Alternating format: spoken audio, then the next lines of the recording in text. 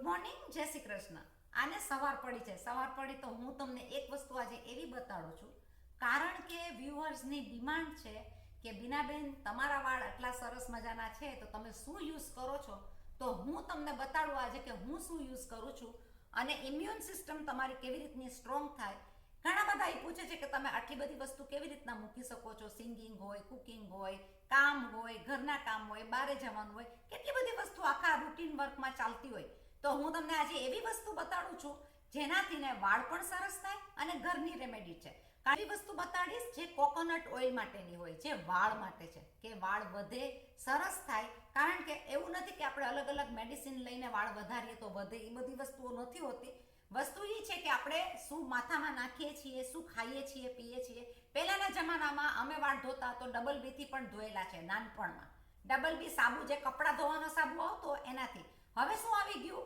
Shampoo, conditioner, અલગ અલગ વસ્તુને કેમિકલ્સ તમારા વાળ ઉપર બહુ જ અસર કરે છે. તો વાળની માટે બધા ઉત્સુક હોય છે કે તમે શું વાપરો છો ને કેવી રીતે બનાવો છો.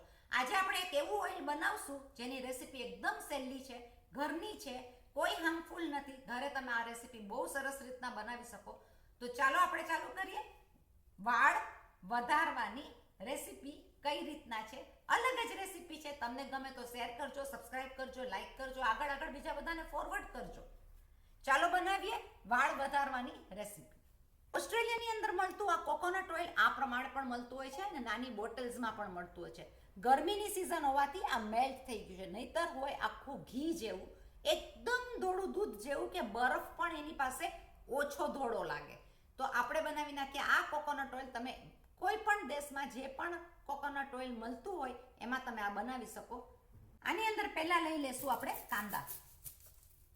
હા ભાઈ, કાંદો પડશે. આમાં આપણે શાકભાજી કે કોઈ રેસીપી નથી બનાવતા, વાળની જ રેસીપી છે જેના કાંદો યુઝ કરશું.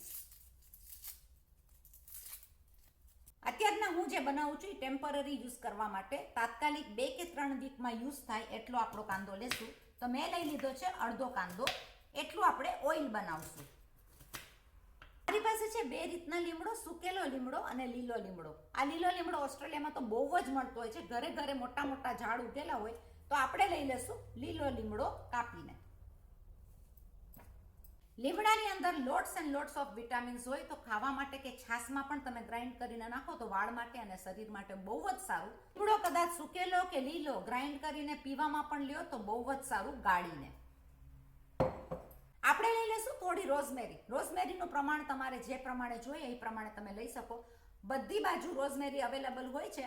ભારત દેશમાં તો એનું ઓઇલ પણ મળતું હોય છે. તો આપણે લઈ લેશું ફ્રેશ રોઝમેરી.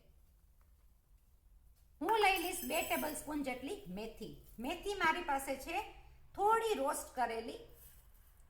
તમારી પાસે જે પણ મેથી હોય તમે લઈ શકો. મેથીનું પ્રમાણ મેં લઈ લીધું છે 2 ટેબલ સ્પૂન જેટલું. આપણે લઈ લીધી છે આ બધી જ વસ્તુ. હવે આપણે આને કઈ રીતના ઉપયોગમાં લઈએ છીએ એ ચાલો આપણે જોઈએ. ગરમ કરેલા પેનમાં આપણે લઈ લઈશું પહેલા કાંદા. કાંદાની સાથે લઈ લેશું લીમડો. આની અંદર કોઈ આપણા ઇન્ડિયન મસાલા જવાના નથી. આજે ઇન્ડિયન મસાલા કે તેલનો તડકો છે જ નહીં. લઈ લેશું રોઝમેરી. સાથે લઈ લેશું મેથીના દાણા. ઘણા બધા એગ્સ ને બધું યુઝ કરતા હોય છે અલગ અલગ રીતથી વાળ વધારવા માટે. તો કોઈ પણ નુસ્ખો બતાડે તો યુઝ કરવા માટે તૈયાર હોય.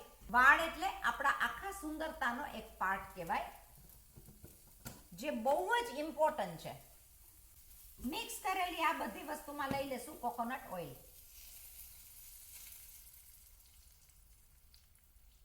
મેં લઈ લીધું છે 1 કપ જેટલું. અંદાજે તમને જેટલું પણ તમારે રાખવું હોય એ પ્રમાણે તમે લઈ શકો. સોતળેલી આ બધી વસ્તુમાં આપણે થવા દેશું તેલને 5 થી 7 મિનિટ ઉકાળીને તૈયાર, જેથી કરીને આ બધી વસ્તુનો કસ એની અંદર આવી જાય. લીમડો તો ભાઈ ઓલરેડી તડતડ થવા માંડી ગયો છે. કોઈ પણ વસ્તુ એવી નથી કે જે હાર્મફુલ હોય અને ઇઝીલી અવેલેબલ છે, બધી બાજુ તમને મળી જતી હોય છે. કારણ કે ભાઈ વાળ તો ભાઈ એવી વસ્તુ છે કે નાના મોટાથી લઈને મોટીમાં મોટી ઉંમરના માણસો પણ બહુ સજાગ રહે કે મારા વાળ ઉતરતા તો નથી ને. સ્પેશિયલી લેડીઝને જો વાળ ઉતરતા હોય તો જીવ બળી જાય કે મારા વાળ બહુ ઉતરે છે. તો એની માટે આ બેસ્ટમાં બેસ્ટ ઓઇલ થશે. તમે જોઈ શકો કે તેલ આપણું ઉકળીને તૈયાર થઈ ગયું છે. 5 થી 7 મિનિટમાં આ બધી વસ્તુનો કસ અંદર એકદમ આવી જશે. આપણે એને કરી દેશું બંધ. એકદમ જ સુગંધ આવશે આખા ઘરમાં. ઉકાળ્યા બાદ હવે આને થવા દેવાનું છે ઠંડુ. આપણે એને થવા દેશું ઠંડુ. ચલો ભાઈ, ઇમ્યુન સિસ્ટમ સ્ટ્રોંગ કરવા માટે આપણે લઈ લેશું મધ. સવારના પોરમાં પહેલી વસ્તુ આ હું લેતી હોઉં છું દરરોજના 1 ટેબલસ્પૂન જેટલું મધ. અંદાજે ભાઈ મેં તો લઈ લીધું છે, તમને જેટલું પણ ફાવે એટલું તમે લઈ શકો. લઈ લેશું એની અંદર લીંબુ.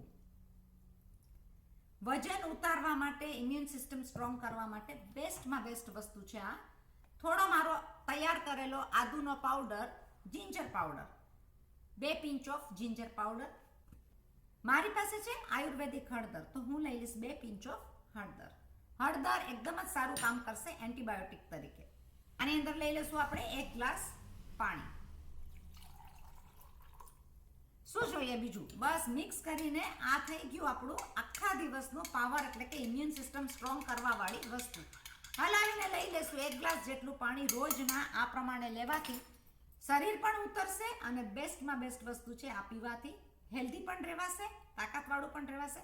લેડીઝને તો ભાઈ આખો દિવસ દોડવાનું કામ હોય. અત્યારે તો એક જણને નહીં, બધાને જ દોડવાનું કામ હોય. તો આખા ફેમિલી માટે આ બેસ્ટમાં બેસ્ટ વસ્તુ છે.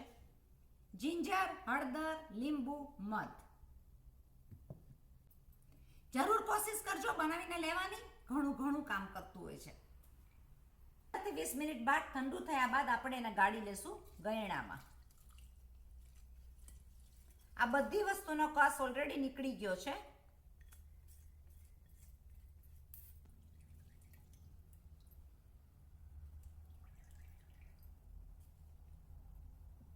તમે જોઈ શકો કે તેલનો કલર એકદમ જ બદલાઈ ગયો છે. થઈ ગયું આપણું તેલ તૈયાર.